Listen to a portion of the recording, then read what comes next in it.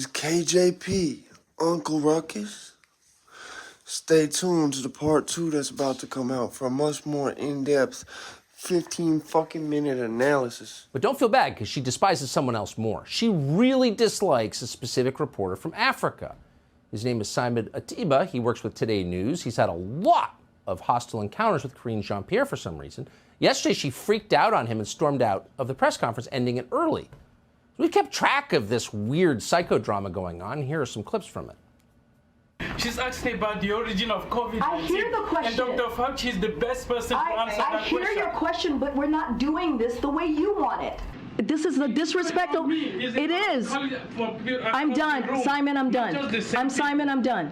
I'm done with you right now. What's the difference between President Trump not doing anything while the Capitol was being attacked and President Biden not doing anything while protesters, while the Supreme Court justices were under attack? To say that there is no difference, that is just unbelievably wrong.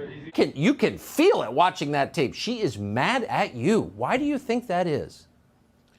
Yes, first of all, thank you, Tucker, for having me on your show. There's a reason why your show is the most watched show in news in the U.S., because you bring people like me. It's been a disaster, a total catastrophe, a real nightmare covering the Biden White House.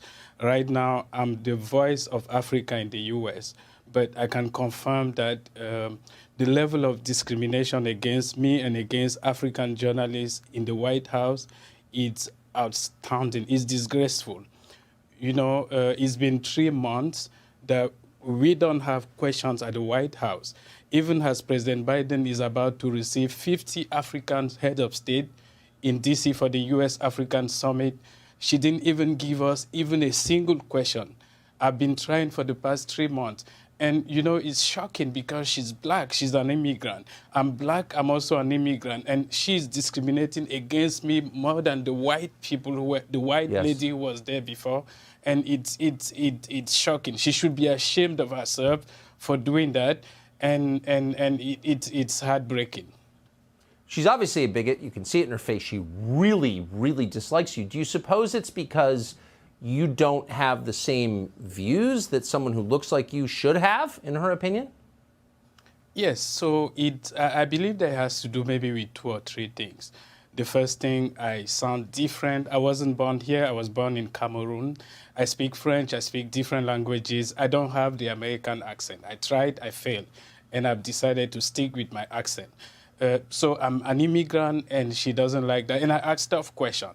For instance, I will ask her, how is it understandable that President Biden is inviting 50 African heads of state to the U.S. who will spend almost $50 million each, and he doesn't have 5 minutes to spend with each of them? He won't have any one-on-one with any of those African. Supreme Court justice. I'm moving on. I'm moving on. You don't give us questions. Okay. I'm trying to answer your question. Go ahead, sir. Go ahead. Again, I just tried. You wouldn't let me. Go ahead. No, but can I just tried, and you would not let me, sir. So your colleague is going to ask a question. Go ahead. Ask you a question. No, I literally just tried to answer your question. You shut me down. So now your colleague is going to. Let me ask the question first before you Okay. answer. Thanks, everybody. I'll see you tomorrow. Question on the respect for the mayor? It's a good thing she's unarmed, or Simon Atiba would be in deep trouble. I'm out this bitch, man. Change this world like you change your life with a brick of fentanyl, man.